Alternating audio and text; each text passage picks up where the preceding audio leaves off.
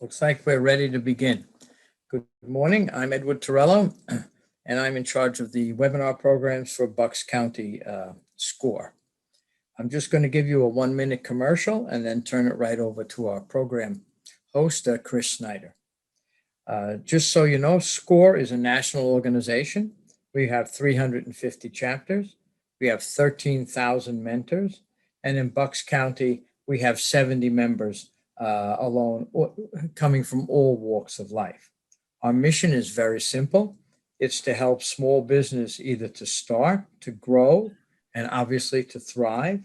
And we do that through our free mentoring services. Again, our mentoring services are free. If you're interested in having a mentor help you, or just to discuss some situations and see if in fact a mentor is right for you, you can go on our website, which we'll put on up at the end, but it's buckscounty.score.org. We are looking for not only volunteers to be mentors, but also, obviously, we're looking for clients to mentor. This session is being recorded, so there's no need to take notes unless you want to. And right afterwards, within an hour or so, you'll receive a copy of the recording, plus a copy of the slides that are put up. If you have any questions, please put them in the question and answer little icon at the bottom of your screen. And at the end, we will go through all of the questions and we will get you the answers. If in fact we don't have an answer, we'll get you one very quickly afterwards. With that, I'm going to just announce that we're very pleased to have Chris Snider, who's the CEO of the Exit Planning Institute. And he's also an acclaimed author of Walking to Destiny. And what he's going to talk about is review 4 common success areas to business growth and exit success, share some of the Exit Planning Institute state of owner readiness research, and provide insights onto the state of the market, and conclude with a few recommendations for business owners. I think you're going to find this very, very interesting. I'm going to turn it over to Chris Snider now. Chris? All right. Thanks a lot. Hey, and welcome everybody. Thank you for joining us. I really respect your time, and I hope you will find that this is well worth the time. I think you will. We're going to talk about exit planning today, which is pretty much a mainstream today. But back when I first got into this in 15 years ago, 2006, it was anything but mainstream. In fact, I was at a conference with a group of business owners in 2009, and we're sitting around the table, and one of the owners asked me what I did. And I said, I'm an exit planner. And he looked at me and said, oh, so you're in the funeral business, huh? And I said, no, I'm not in the funeral business. What I do is I help business owners unlock the wealth that's trapped in their businesses. So today, though, most of us understand what exit planning is, but back then we really didn't. What I'm going to do is take you on a little journey today on where we have been in the field of exit planning, where we are today, and where we're going with it. My career started, really the first 15 years of my career started in working for public companies. Big companies like Sherwin-Williams, for example, was a company I started with right out of school. And little did I know that in 1997, I had an opportunity to join my first privately held family business. And little did I know that was going to change my life. It really has changed my life. This company, we grew from $93 million in 1997 to doing almost $250 million 3 years later. And we ended up selling it to a large multinational that was about 14 billion total. And after this wonderful experience with this private company, I found myself back in that corporate structure. And I realized at that point, even though I was a C-level executive in a $2.5 billion company, I realized I had climbed the wrong tree, And because after this experience of working with a privately held business, which I absolutely loved, I just found that I couldn't, I really didn't want to be in that corporate structure at that point. So In 2001, I left the corporate environment and decided to launch my own consulting company, which failed. And the Twin Towers, when the Twin Towers came down, my business came down along with it. And I found out that here I was now back, without a business and without a job. And so it ended up being a blessing in disguise, because I ended up joining a technology company as their COO. And at the time, this was a really small company for me, but I thought, well, this would be interesting. I wanted to see if the things that I had learned in working for these big companies, and even a relatively, middle market, privately held business, could they be applied into a smaller company? And when I joined this tech company, they were doing about 4.5 million in sales, and they were losing money, about 600,000 a year. 3 years later, we had grown that company from 4.5 million to 12.2 million, and we were making a $2.3 million profit. I left that company and became CEO of another tech company, which was even smaller. It was at 2.5 million in sales. Within 2 years, we had grown it to 5.5 million. And I realized at that point that I had something, a model that was really a good model that would really work at growing businesses, and that model could be scaled to lower middle market, and even micro market businesses, as well as be applied in big companies. The problem that I had at the time was I didn't have any equity. And I realized there were really only two ways to real wealth. You're either a C-level executive in a big corporation, or you have to be a privately held business owner. And so I had already made the choice not to be in the corporate world anymore, that I wanted to be in privately held businesses. So I ended up leaving that second company to start my own company in 2006, a company called Aspire Management. Now, the original purpose of that company was I had decided that I was going to go out, buy my own companies, buy them, improve them, grow them, and sell them. And what happened is I thought, well, I'll start doing a little consulting work on the side while I look for something to buy. And before I knew it, within 6 months, I was fully booked. Because this was obviously something business owners were very interested in. And I had a pretty good track record of success in growing companies. And I found myself fully booked, and I already, I didn't have to buy a business. I had a business.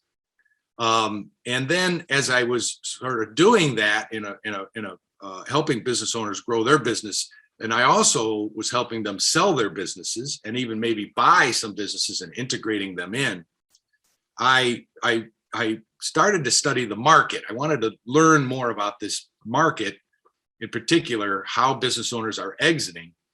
And I was very surprised to learn in this process of how poor the success rates were for business owners, privately held business owners, to exiting their businesses. I learned that 12 months after selling, 3 out of 4 business owners profoundly regretted the decision. That 70 to 80% of the businesses that get put on the market don't sell, and only 30% of the family-owned businesses survive into the second generation, 12% into the third, and only 3% into the fourth and beyond. Basically, within 4 generations, whatever wealth was created by the founder was lost. And I was perplexed at this I just thought that was just a tragedy. Now, why was that a big deal? Well, I also learned that 63% of the privately held businesses in the US are owned by baby boomers. Today, they range between 57 and 75 years old. The average age of a baby boomer is 66. Within 8 years, all baby boomers will be 65 plus. And remember, they own almost 2/3 of the privately held businesses. That's about 4 million businesses. And it equates to about $10 trillion of wealth.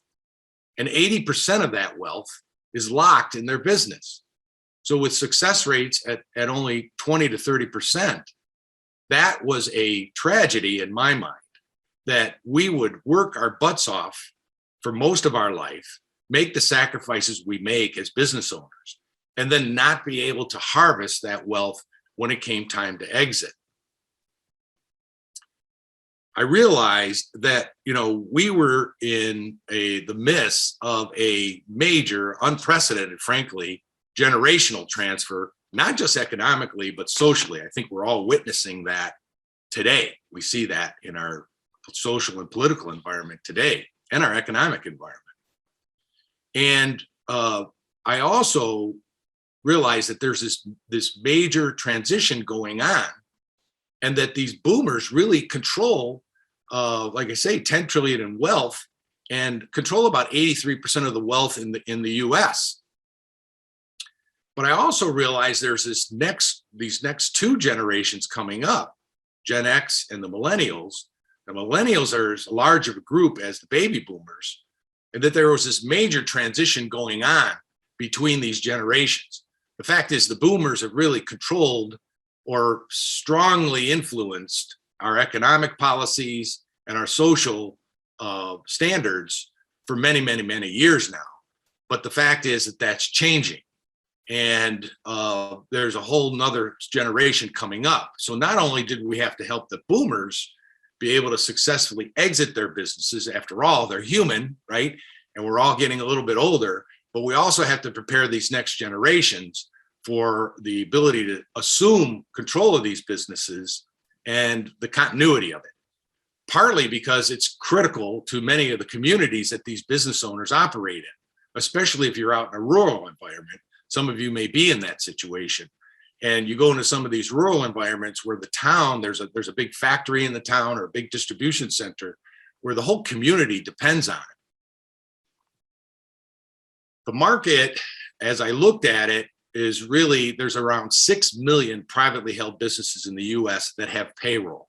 Now, there's 28 million businesses total in the US, but only 6 million of them have payroll. And so we really targeted those companies who we would consider operating companies in the US. Most of the companies that are out there are just holding companies. If you look at that 6 million, those 6 million businesses, they represent around 30 trillion in sales in the US. Of those, most of them, in fact, almost 94% of them, are what we would call the micro market businesses, businesses with sales of 5 million or less. It's a huge market. There's also a group we call the lower middle market, which are businesses in the $5 to $100 million in sales range. There's another 350,000 of those businesses. There's only about 21,000 businesses that do over $100 million. Now, those businesses can afford, they're large, they afford to have strong advisors. But what we found is that this micro market and this lower middle market were drastically underserved in terms of helping business owners not only grow their businesses, but helping them exit their businesses. Now, during that period in 2008, I came across this company called the Exit Planning Institute, which I now own. At the time, though, remember, I had Aspire Management. I was doing consulting work and helping business owners with growth services and helping them exit their businesses. And I was quite intrigued that there was actually an organization out there that specialized in this called the Exit Planning Institute. So in 2008, I went and got my credential from them. I was surprised even to learn that there was a credential, a specialization in exit planning. It's called the Certified Exit Planning Advisor, or what we call CEPA. And in 2008, I went and got my credential. I was number 93 on the list of CEPAs. And in 2010, the owners at that time put me on their board.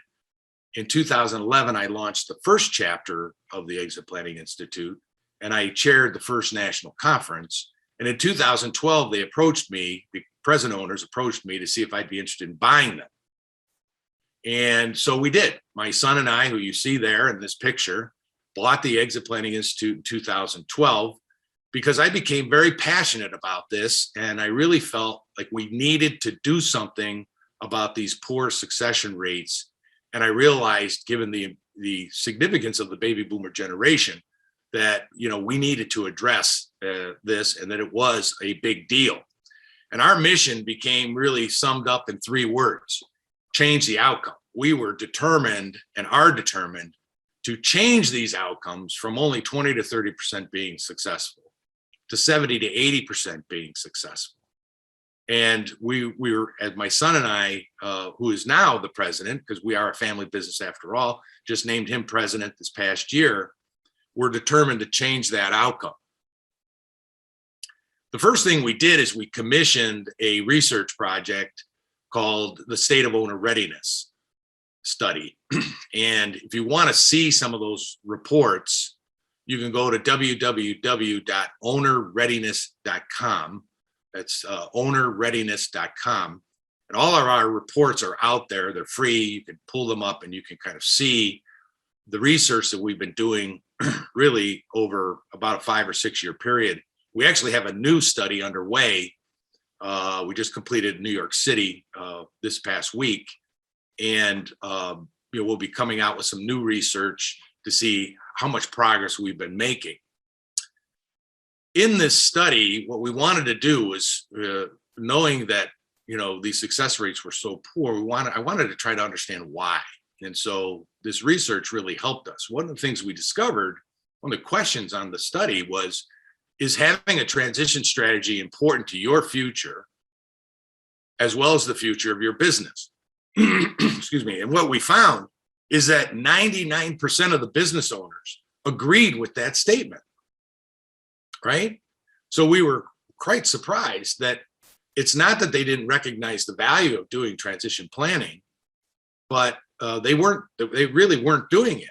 We found out that in that study, 85% had not completed a formal business valuation. We found that 80% had no formal value enhancement program.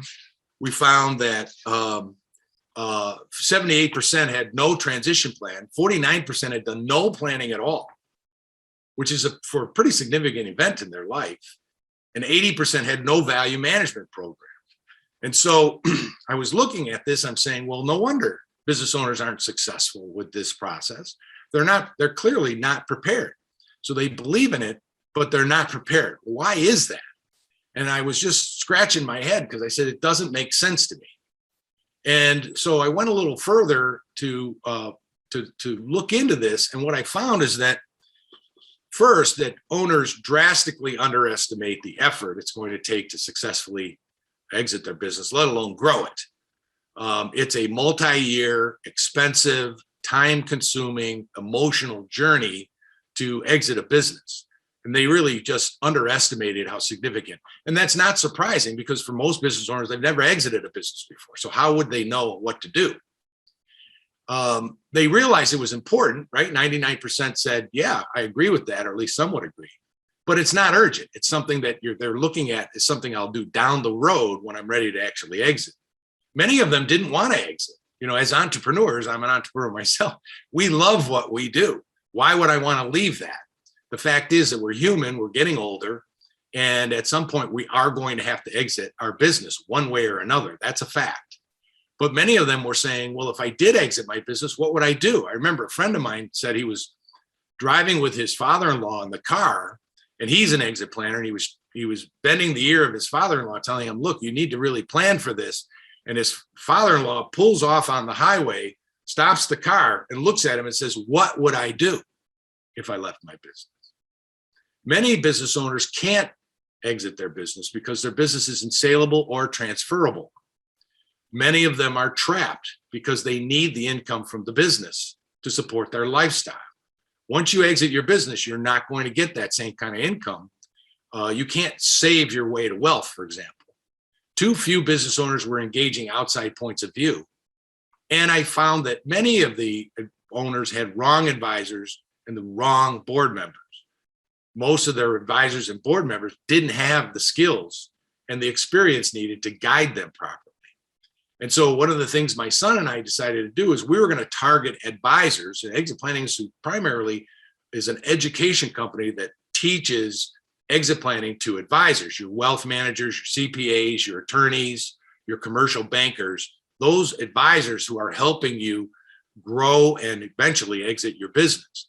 And the fact is that many of them didn't know how to do it. And one of the biggest complaints I heard from business owners is my wealth advisor tells me one thing, my banker another, my attorney, they all speak a different language, and it sounds really complicated and confusing. And it was.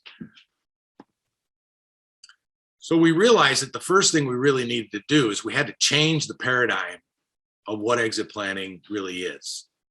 It's not about the end. It's about what you do every day in your business. That we had to integrate the principles of exit planning into the way we run the business every day. Stephen Covey, one of my favorite authors, right, says the way we see the problem is the problem. We were looking at exit planning the wrong way. We were looking at it something that we do down the road when that time comes, not realizing that it's really what we do every day in our business that matters.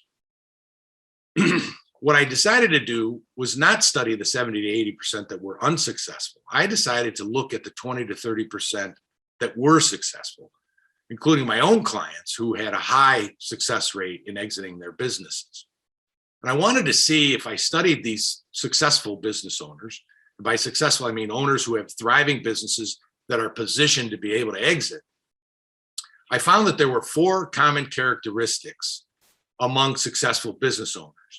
First is they planned holistically, right? They didn't just focus on the business, but they included personal financial planning was all wrapped together. So they were looking at not just their business, but they were looking at their whole wealth and managing that wealth holistically. Later, that became one of my 4 core concepts, which I call the 3 legs of the stool, which I'll talk about in a second. The second one is successful business owners understood that they needed to focus on value first, and that there were stages to growing value, right? Third, they understood that 80% of their company's value is tied to their intangible assets, not their tangible assets, and that they were measuring the value of their intangible assets. They realized they could measure that and that they were measuring that. And finally, they were all relentlessly executing. They were very good at executing, getting things done, getting the right things done, aligning their resources properly. So these 4 common characteristics of success became the cornerstone of my book, Walking to Destiny, which I call the 4 core concepts. The first is that a successful exit strategy has 3 legs to it. And we describe it in the idea of a stool, a 3-legged stool. One leg represents personal, the second leg represents personal financial, and the third leg represents your business. If one of those legs is missing, that stool won't stand. And if they are not all addressed equally, the stool is wobbly at best. So a successful exit really depends on maximizing transferable business value, the business side, ensuring that the owner is financially prepared for life without their business income, and then also ensuring that they have a plan for what they're going to do next, right? Because even if you retire at 60 or 70, you still hopefully have a long life. What are you going to do with that newfound wealth that you just achieved? So we called that the 3 legs of the stool. And the second paradigm shift that we had to make was a focus on value versus income. Now, it sounds like a play on words, but value and income are not the same thing. You can have a business that produces income that has no value. If there's customer concentration issue, if there's owner dependency issues, things like that, there's poor documentation, your business might be producing a nice life for you. Excuse me for a second. Your business might be producing a nice life for you, but it doesn't necessarily have any value. What you need to do is you need to focus on value first. When you focus on value, which is primarily driven by your 4 C's or your intangible capital, you get best-in-class income and best-in-class sales. But if you focus on income, you don't necessarily get value. The third thing is, I said there were stages to growth. So I came up with something I call the Value Maturity Index. And I came up with 5 stages to value maturity. And I call it maturity because as you move up these steps, you become much more mature in the way you're managing your wealth, both personal and business. The process really starts with identifying what you have and its potential. Once we understand that, the first things we want to do is we want to, excuse me, we want to protect what we already have, right? We have to mitigate risk. We want to do that risk mitigating activities before we launch into a high risk growth strategy in our business.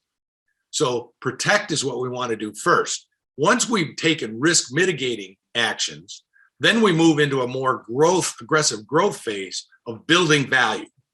At some point, you're going to want to harvest that wealth. And the final stage is manage. Now, manage means I now am at the top of the stairs and I've completed all of these other steps. And as you move up those steps, your personal wealth and your business wealth will grow. Now you're managing your wealth holistically in the concept of the 3 legs of the stool. Next, the third core concept was really all around what I call the 4 C's. These are the 4 intangible capitals that typically make up 80% of your company's value. Now, I started to discover this by studying public companies. I looked at public companies' market value, and then I went and looked at their balance sheet. And what I saw is that 80% or more of their market value was tied to their intangible assets, not their tangible assets. And I thought, well, the same thing's got to apply to a private company. So I went to a number of private companies and studied it there, and I found the same thing. 80% of their value was tied to their intangible assets. And so what I found is that although most business owners intuitively manage these things, they're not intentionally managing them. They didn't measure them. They didn't have metrics around them. And they didn't realize they actually could measure the value of their intangible capital. So I grouped the intangibles into 4 areas. Human capital, which is the measure of your talent. Structural capital, which is the measure of your systems, your processes, your structure, and your company. Customer capital, which is the measure of your relationships, primarily your customer relationships, but really going beyond customer relationships into your entire supply chain. And then finally, social capital, which is really a measure of your culture. And that's kind of like the premier 4C, if you want to think of it that way. Companies that have great cultures typically have great human capital, processes, and relationships. Those 4 components make up 80% of your value, but most business owners were not intentionally measuring them. And so my program was to come in and measure the value, not just the tangible assets, but start measuring the value of your intangible assets and focusing on value first. And finally, as I said, most of the owners that I studied, the successful owners, they were all really good at execution. They had vision, really an inspirational vision that motivated their entire team. They had alignment where their resources were aligned properly to that vision. There was a sense of accountability in these organizations. And beyond that, the organizations had a rhythm to them. I mean, you've been in those companies, maybe your company is one of them. There's just a rhythm or a vibe to it, which is a reflection of the strong social capital in the company. Ultimately, what I came down to is that, you know what, exit planning is nothing more than good business strategy. Right? If we focus on the business, don't focus on the exit. We focus on building a business that's transferable and has a lot of value and strong intangible assets. We're going to end up with multiple ways to exit our business, or maybe even what I consider the ultimate exit option, owner independence of the business, where you can just hold the business, draw a dividend from it, and you just hold it as an asset of your wealth portfolio like any other asset. But the risk is mitigated because you have strong 4 C's, right? Your people can run the business without you. The relationships don't depend on you. You feel comfortable about the predictable performance of the business because of its strong structure, systems, and processes. And that normally results in great cultures. So what we did is, after doing all of this, my son and I said, okay, there's several things we have to do in the industry.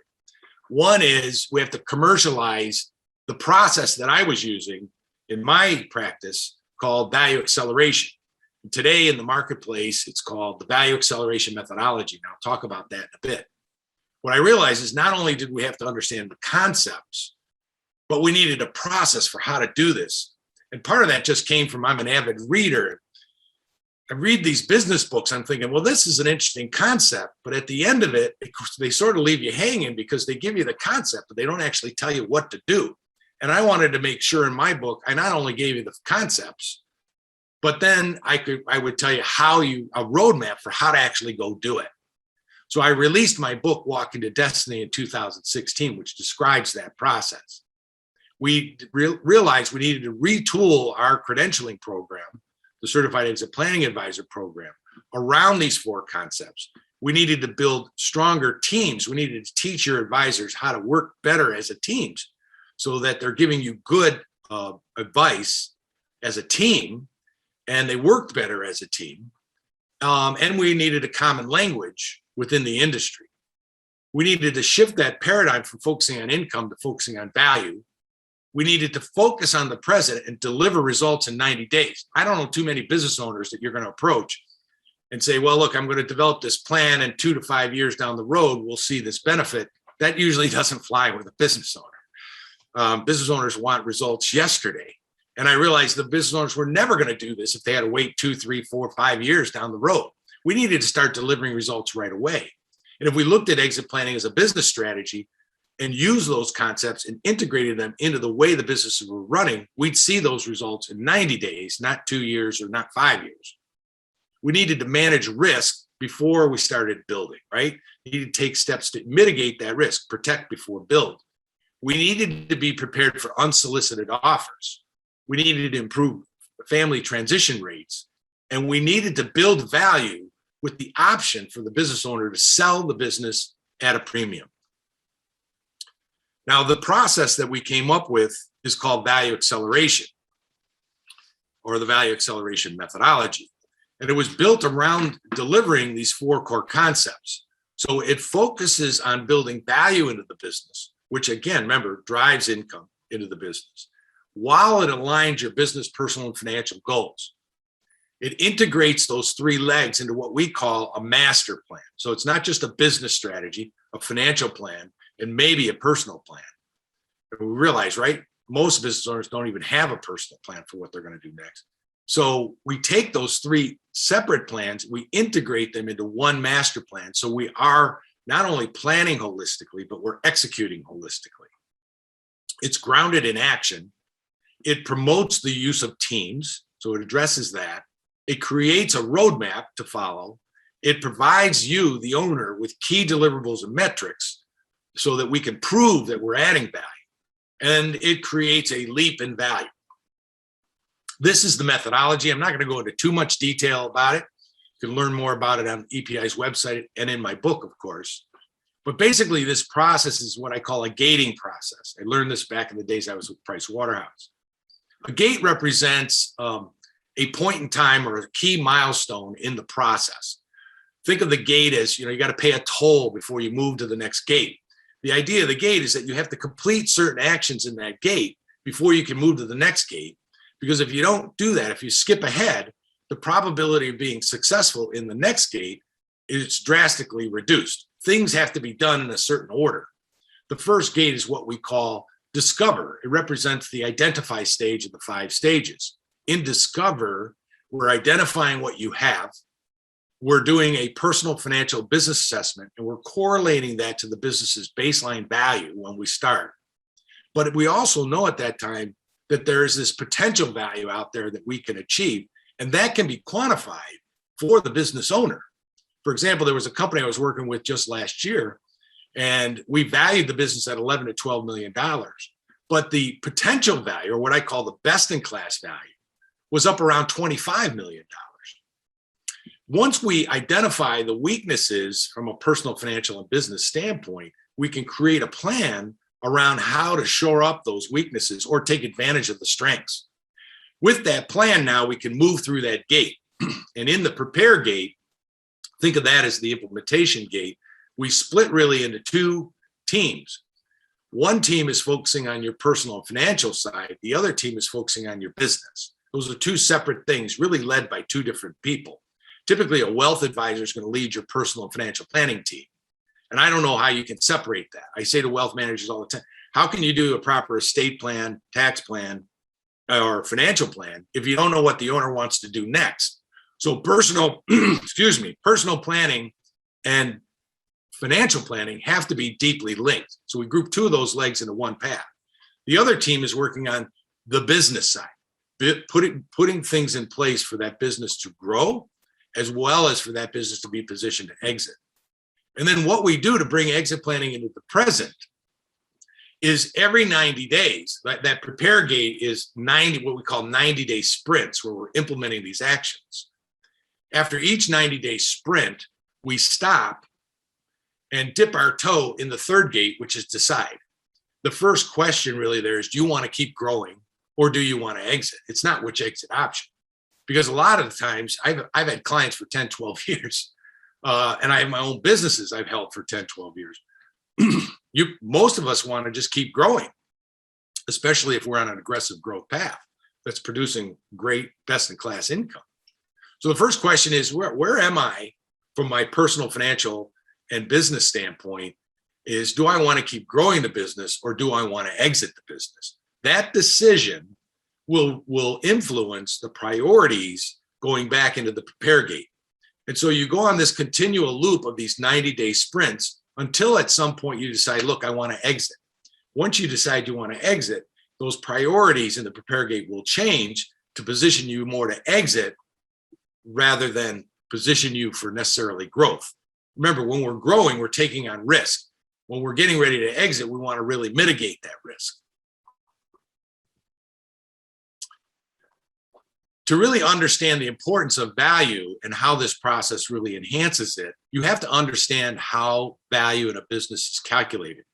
Now, a lot of CPAs will make this sound very complicated, and there is aspects of it that are complicated, but I like to think of it as simple math, right? So your value is determined by your recasted EBITDA, usually might be EBIT, times a market multiple equals value.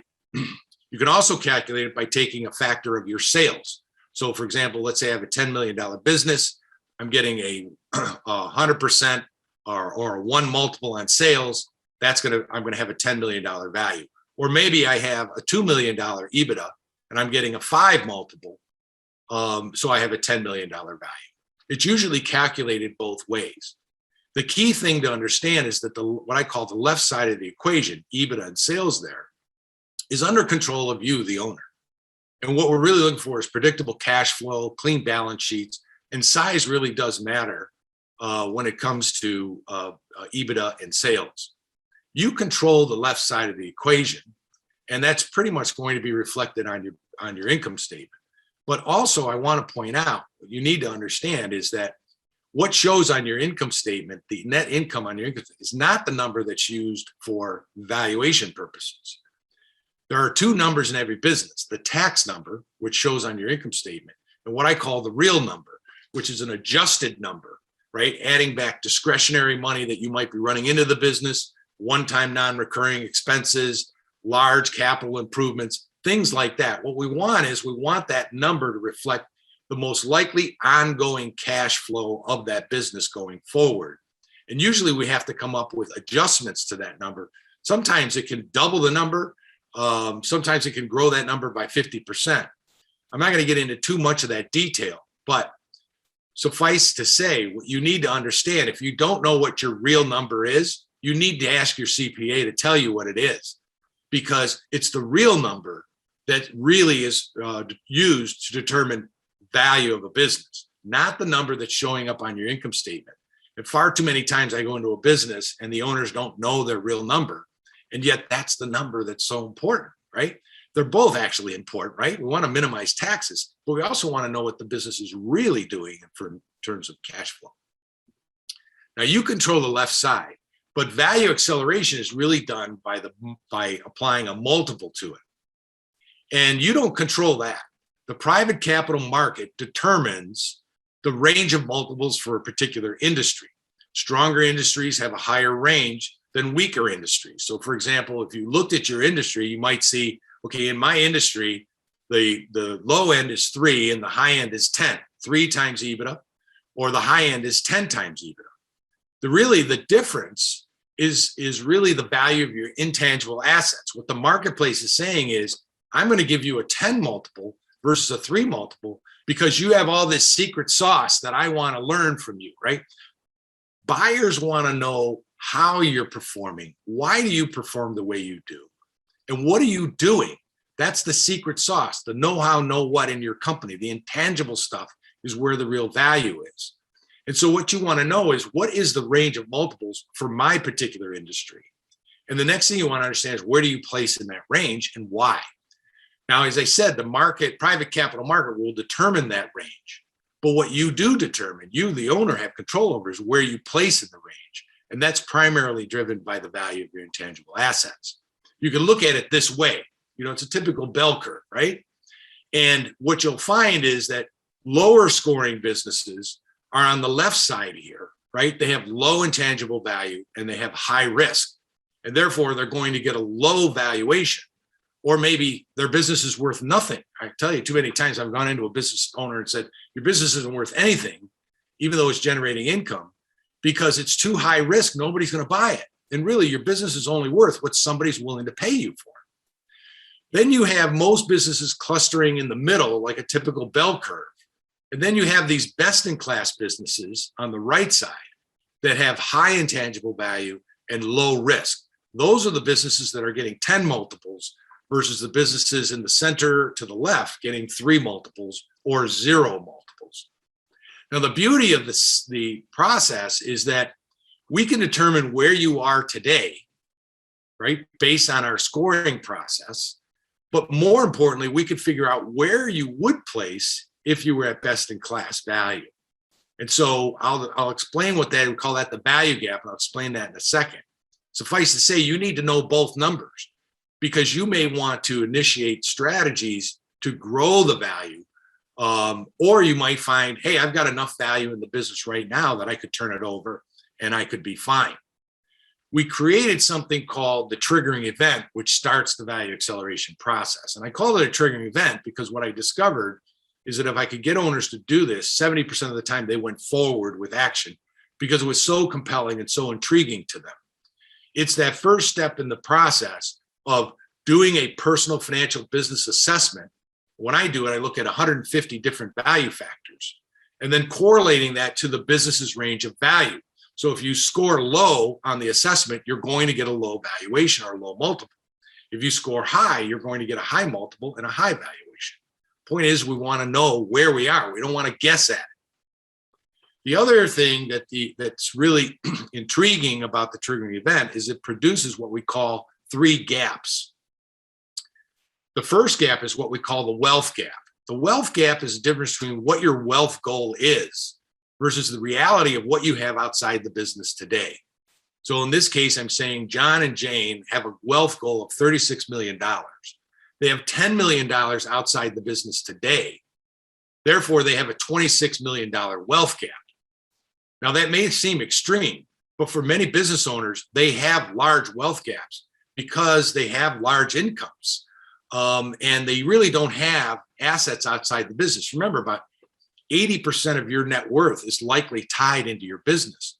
So, for example, if you have a business, if you have $2 million outside the business today, it's probably very likely that you have an $8 million business. And if you can't harvest the wealth of that $8 million, if you can't unlock that wealth, you're only going to have 2 million.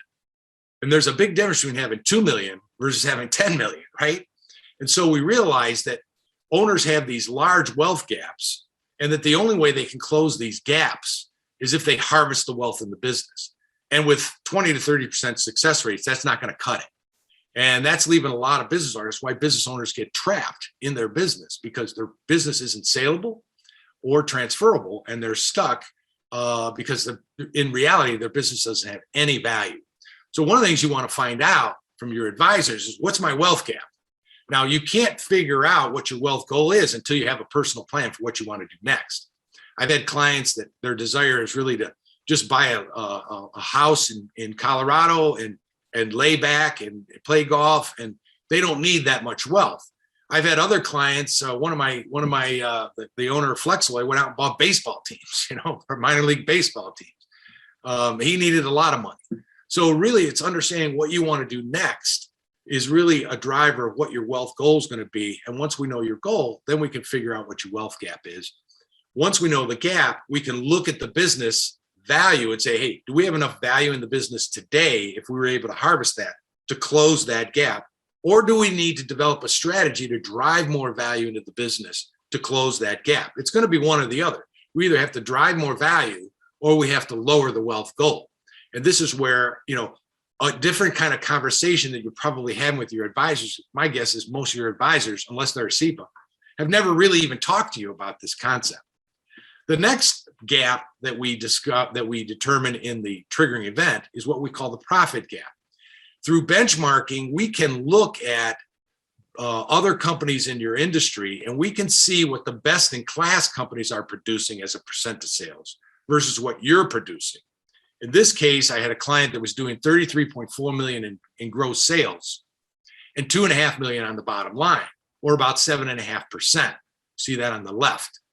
But when we studied the market, we found that the average company was doing 10.5% on the bottom line, and that the best in class companies were doing 12.6%.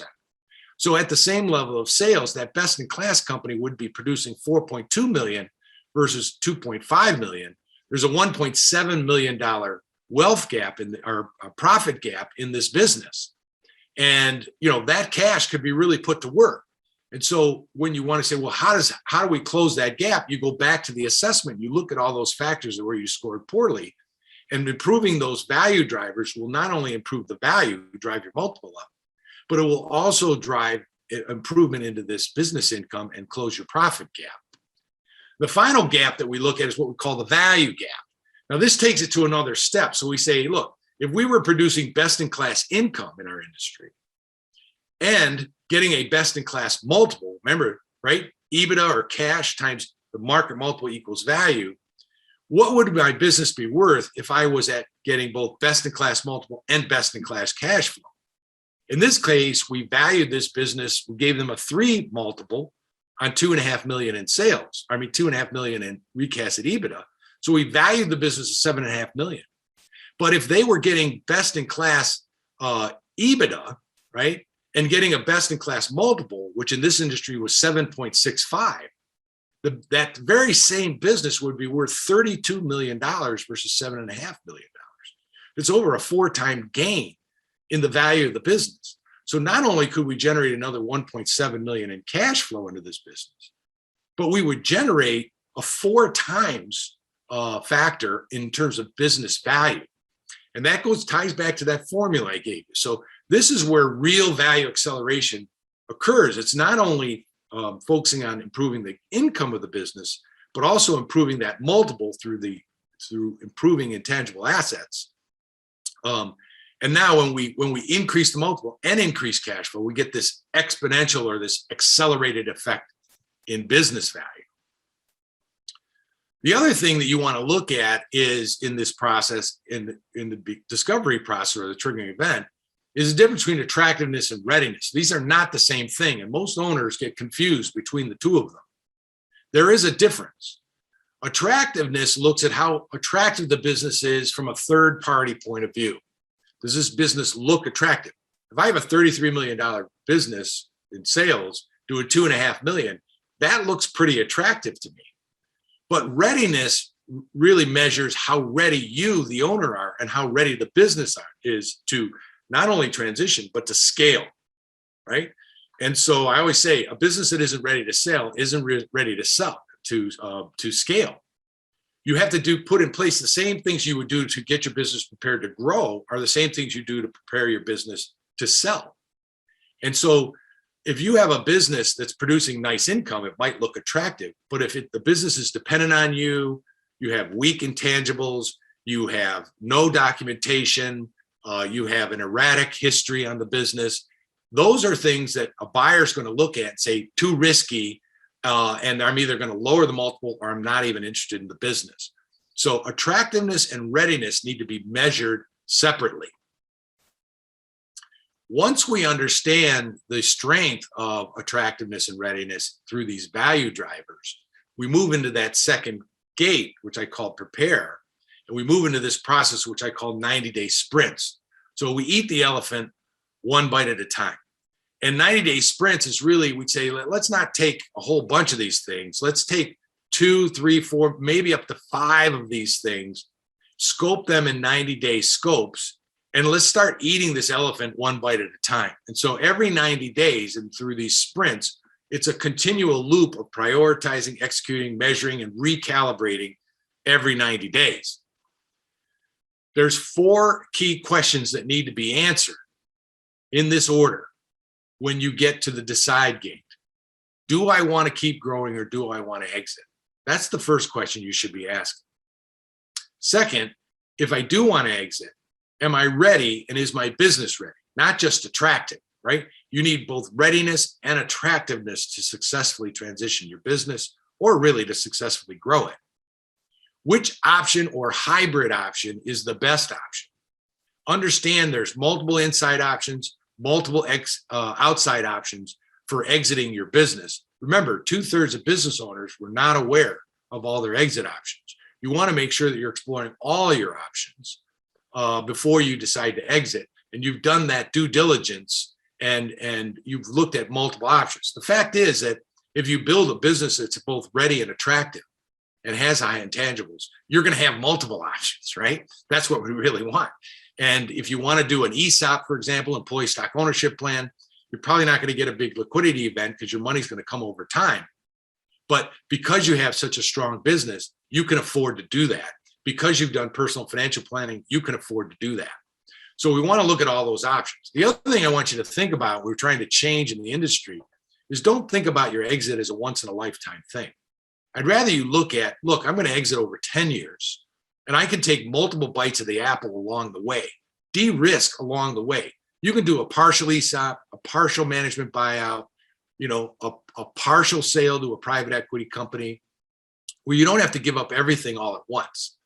Now, you're going to maybe have to be in a minority status, or if you do an inside option like an ESOP or management, you're probably going to have to finance that deal, which also makes it that much more important that you have this strong structural human customer capital and social capital in place, because now the business needs to operate probably even better, even stronger than when you were there. And you're relying on that business to do that in order for you to get your full payout. So you want to look at hybrid options. You want to look at options over time and not just think of it as a one-time thing. And then lastly, the question is this the right time?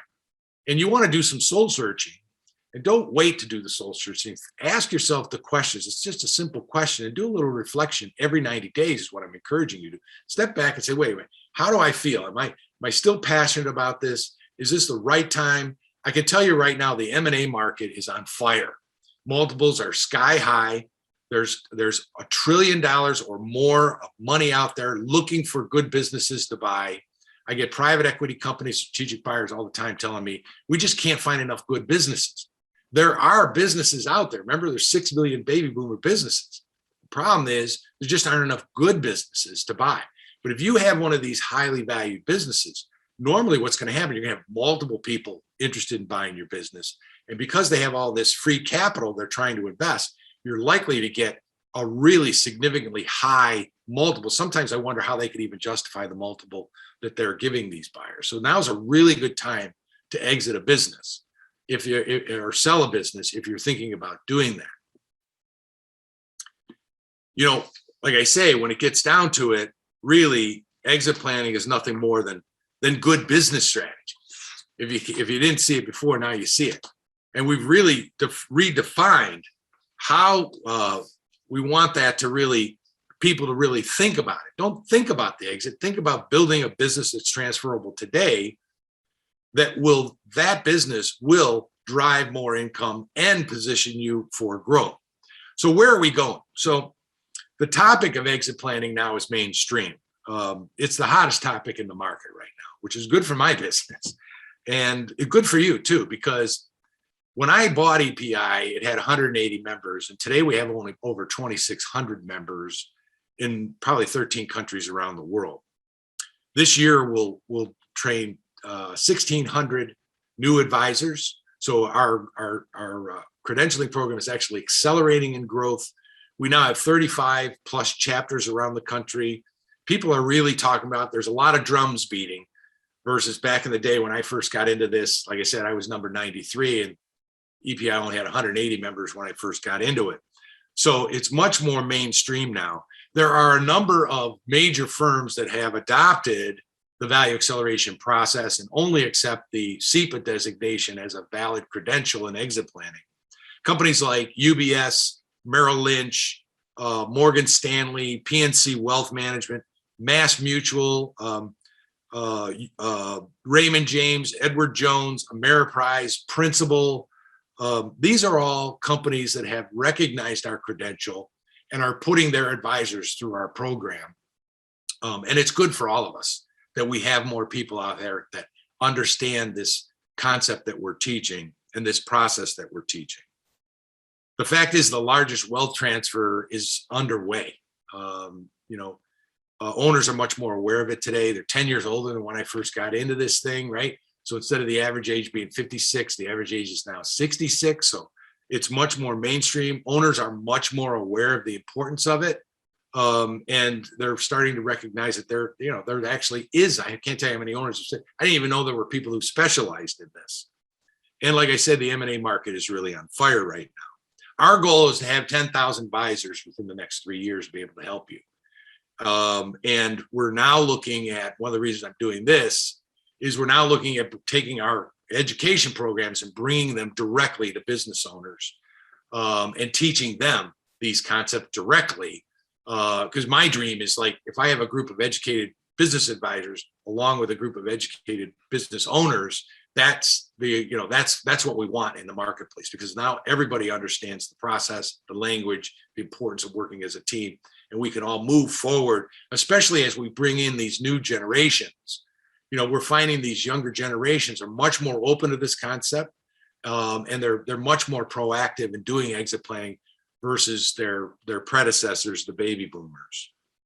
Our mission today is really to create, not just change the outcome, but to create significant companies, which means companies that have high readiness factors, right, which equals high value, to bring that mainstream into the business owner community. And then also stewardship of, businesses that work not just for the owner and the owner's family, but work for the community, and also work for the employees. Now, I promised you I would leave you with some recommendations. And one of my favorite books is a book called The Science of Getting Rich by Wallace D. Wattles. Great book. I highly recommend it. One of the things that I took out of the book, one of his quotes is, by thought, the thing you want is brought to you. By action, you receive it, right? How many times you see a strategy built that sits up on the shelf and collects dust? If I want you to take some of the concepts, I'm hoping you will, and put these concepts into action. So here's a set of brief recommendations for you. One is, get yourself a formal business valuation done by, and I would prefer you get it done by a CPA, because they're going to look at your business a little bit differently. You want to know your value. Don't guess at it. Know your present value, know your best in class value, and understand the actions that you can take to enhance that value. Do that, to have a successful exit, you need growth and time. Give yourself time to get those things in place, so that you're ready for that unsolicited offer. Or tragically, if something happens, you're prepared for that too. You want to know your real number. Require it from your CPA. Know your 3 gaps and know your attractiveness and readiness. That's all done on the front end with a business valuation, which we call the triggering event at EPI. Next is, you want to assess your personal and business risk. How much risk is there in your business? Even if you don't enhance value, just by mitigating risk, it could take you from off the grid to being on the grid. You're probably not going to get premier value, but you're going to get something. And you want to at least get something for your business. And I would also recommend that you prepare a written contingency letter or plan. This is just a 2 or 3 page letter that says, look, if something happens to me, here's what you need to do. Look, if God forbid, 50% of exits are forced. If you get hit by death, a disability, a divorce, a disagreement with your partner, it could take your business down. I've seen it too many times. One of the things you could do is at least write this little letter that just says, if something happens to me, here's what I want done. And I've provided an example of that to SCORE, Bucks County, so that you guys can take a look at that. Third is, consider how to integrate the value acceleration process into your business operations. What you want to be thinking about are small teams, small scopes, incremental progress, right? Eating that elephant one bite at a time. Don't try to take on too much. Just do a little bit every 90 days. You want to measure that value gain at least annually. I like to do it with my clients almost every 90 days or every quarter. What happens is, if you have this list of value drivers, and then you take actions to improve those value drivers, you should be able to go back and remeasure that factor again, score it differently, hopefully up. And as you raise those scores, you're going to move up in that range of value. the point is this can be measured, but most business owners aren't formally measuring that. And I would highly encourage you to do so. Measure the value gain. It will justify the money that you're spending to do value acceleration. And it's a real number that really impacts your personal wealth. Fourth is I provided SCORE a simple 10 item checklist called the Are You Ready questionnaire. You're not ready to do 150 factors, right? You could just take this 10 factor questionnaire and go out and check it off. See what I have on the list. This questionnaire, Are You Ready, came from our study from the State of Owner Readiness research. And what I did is I crystallized down to 10 things that every business owner needs to do to not only position their business to be attractive, but to be ready. So that's something that I provide to you. And if you don't even do anything further, just go out and do that questionnaire, see where you stand. 5, I would encourage you to assess your advisor team and your board. If you have a board, do they have the right skills and the experience? Find out, have they ever done an exit before, right? How many exits have they done? What were their experiences with it? What were the pros and cons? What did they learn? Are they credentialed? We have, like I say, 2,600 advisors nationwide right now that hold this designation, that are specifically trained in this process, holistic process. And they have an edge over those that don't. And I know because I teach these advisors what to do. And what you want to look for is look for that SEPA designation is what you want to look for. And then the next thing I would say, last 2 things is educate yourself. I'd encourage you to, learn yourself. Don't depend on the advisor. You want their advice, but they're still just advisors. They don't sit in your shoes. They don't have your perspective. They don't have your risk. They haven't made your sacrifice. And you have to be in control of this, not turn it over to them. I'm going through some exiting myself, obviously, as CEO of Exit Planning. You'd think I would be doing this.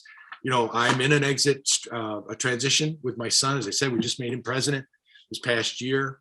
And I said to my wife a few weeks ago, I said, I feel like the doctors and the advisors are taking over my life here. I got wealth managers, estate planning attorneys, business attorneys, CPAs, insurance people. I'm addressing some health things with the doctors. I mean, this stuff can take forever to do. There's so much time. If you're so busy running your business, right, that you don't have time, a lot of business owners just don't have time to do these other things. Get yourself educated so that, you can take control of your own destiny. I would suggest, you read my book, Walking to Destiny. I think you'll find it's a good read. I get a lot of compliments on it from business advisors. It's a pretty easy read, not too deep, and there's a lot of stories and examples in there. Another book I'd recommend you read by another SEPA called Your Baby's Ugly by Justin Goodbread. And another one is called Every Family's Business by Dr. Tom Deans, who is my book coach. I think that's the best family business book on the market. And Justin really takes you through, it was one of my students and one of my faculty members, really took a step back and took the whole value acceleration process, to a whole another level in terms of how do I actually implement it into my business. There are other books. If you want to visit our website, you can go to our website and there's other, reading recommendations there. And then finally, I would encourage you to go to our website. Although we're primarily teaching business advisors versus business owners, there's no reason that you can't go there, and there's webinars, resources, checklists, and things like that that are there for you. And most of that stuff that is free. You don't have to go through the credentialing program. I want to leave you with a quote. And as always, I felt like this quote was compelling to me. And it was something I read that Oprah Winfrey had said. And what she said is like, I believe luck is preparation meeting opportunity. If you hadn't been prepared when the opportunity came along, you wouldn't have been lucky. I think there's so much truth to that, right? Some of you, if you're not prepared, you might get lucky. It does happen. But I don't want you to rely on luck. I want you to be prepared. I want you to control your own destiny. That's why I wrote my book, Walking to Destiny. I want you to be prepared, and I want you to take and you be the driver of the process. You control your own destiny. You control which option you want to take. And I hope that through, a paradigm shift in your own mind, by getting yourself educated, building a solid team, you can position yourself to harvest the wealth in your business. You deserve it. I respect you so much. And I really love to see you take that walk, achieve that destiny, which I believe is every owner's destiny and right to wealth, by harvesting the wealth in your business. I want to thank you for your time, and hope you get something out of this. I'm around. You know how to reach me through the Exit Planning Institute, and I'm happy to hang around and take a few questions if you have some. Okay, we've got a bunch of questions. One, Okay. just a quick one, and actually somewhat of an accounting question. What is EBITDA? Earnings before interest, taxes, depreciation, and amortization. So Right, you take your net income and you back those other things out. It's the industry standard for, it most likely represents the real cash flow in a business. Right. Okay, here's one. There some types of small businesses that are determined to be unsaleable? For example, a business owner is the sole talent and the trust established with clients is the product. How do you deal with that? What we're talking about there is human capital and customer capital, right? There are certain red flags that we call them in our industry that of businesses that are not saleable, right? What you really need to do is you need to build your management team. So I encourage you to get your management team to understand this process, get them involved, and try to find a real strong number two. I said to my son, honestly, last week I was in the truck and I called him and I said, thank God I have you. Now I've been training him for 10 years, mentoring him for 10 years to take over the business. It takes a long time. You got to have a number two, somebody that can run the business without you. And in terms of what you want to do is you want to make sure those relationships are transitioned to your team and not necessarily with you. And the other thing I would mention is make sure they're contractual. Yeah. Okay. Have you worked with real estate property investment businesses? If so, how are their valuation methods different from others? Because I know real estate is one day it's hot, the next day it's cold. Yeah. How do you? And that's a great question. I'm glad somebody asked that because I do something called owner roundtables where I'll bring a peer group in and we go through this. And sometimes I'll get a real estate company there that they own hotels and they own some different commercial properties and things like that. And of course, in the real estate market, the valuation is really determined, or the appraisal is really determined by the cap rate. But what I said to these guys that attended my roundtables, I said, are there any operating practices that you have in your real estate operations, the way you manage your buildings, that are unique, right? That is secret sauce. Do you manage your buildings better than other people manage your buildings? So what you want to do is take that structural capital that you have, right, that you use to operate these real estate operations, and document that, because not only can you sell the actual tangible asset, the real estate itself, but you might be able to get a higher cap rate if you're also selling the process as well. So look at your real estate, not just as a piece of land or a commercial building, but look at it as a business operation. I had a conversation, Ed, with a principal of a local high school here. And he said to me, I've got 120 employees. And he's the president of this school, which is a big school here in town. He says, I look at my school as a business. And he took my book. He's going to read the book and he's going to apply these practices the way he runs the school. So, you just got to look at the paradigm. You shift the paradigm a little bit. Right. That makes a lot of sense. If you have a best-in-class business, would your multiple be higher with a strategic partner versus private equity? That's another great question. So typically a strategic buyer is going to give you the highest multiple because they're going to have synergies that'll be gained. And so what they do is your EBITDA actually may be higher when they recast it, because they're going to be able to take some cost out of the business, right? So typically a strategic buyer is going to be if you're looking to maximize value, that's going to be your best bet. But understand that private equity companies are also strategic buyers. So what they'll do is they'll buy a platform company and then they do add-ons to that platform company, and they become strategic buyers as well. Right. Now, here's one that's interesting. What is the most disruptive challenge when a business has more than one owner, assuming equal shares among the owners? That's got to be the question of the century for you. It is. It's so tough. And that's why I say one of the 5 Ds is what we call disagreement is one of the 5 Ds, the 5 Ds that drive a business out of business, right? Death, disability, divorce, disagreement, and distress. Disagreement, we're referring to partner disputes. Now, what we've done through we use this process in a partner. Sometimes I'll be brought in that situation. So what we want to do is try to take the emotion out of it and really look at the business and score the business objectively from a third party point of view. And sometimes it's really interesting because I'll have multiple partners. Let's say I have 2 partners and I'll meet one-on-one with partner A and they score the business one way. And then I meet with partner B and they score it a completely different way. What we're able to do is look at those different value drivers and then initiate discussions between the partners as to why are you viewing this differently? You scored marketing as strong and you scored it as weak. Why are you out of alignment? And we'll go into a process of really trying to bring those owners into alignment. Unfortunately, sometimes we can't, because it becomes toxic in those relationships, right? I had a deal a few years ago where the owners actually split the customers, right? And split the company. And one owner took some customers, the other one took the other customers. And I was trying to explain to them, 1-on-1 equals 3 a lot of times in valuation. When you split the company like that, you're really, you're hurting each other. But the relationship had gotten so toxic, we couldn't save it. At the end of the day, did both of them succeed or one did and one didn't? Well, the one business is still around. I wouldn't say it's not thriving like it used to, but it's around. The other owner took his half and sold it to a strategic buyer.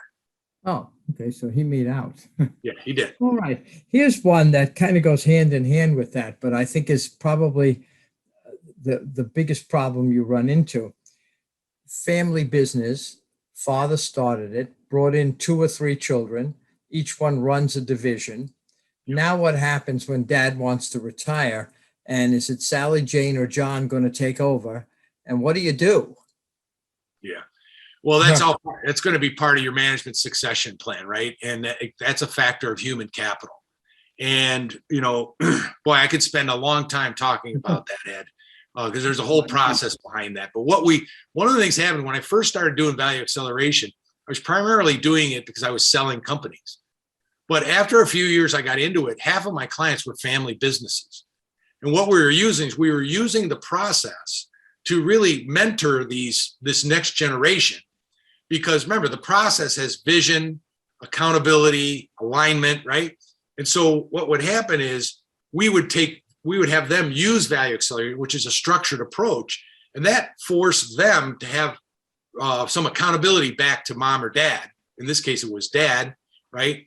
And when we get into the board meetings, they'd have to report on their progress on these specific actions. So again, we're taking what is, partnerships, family, a lot of emotion usually in these situations.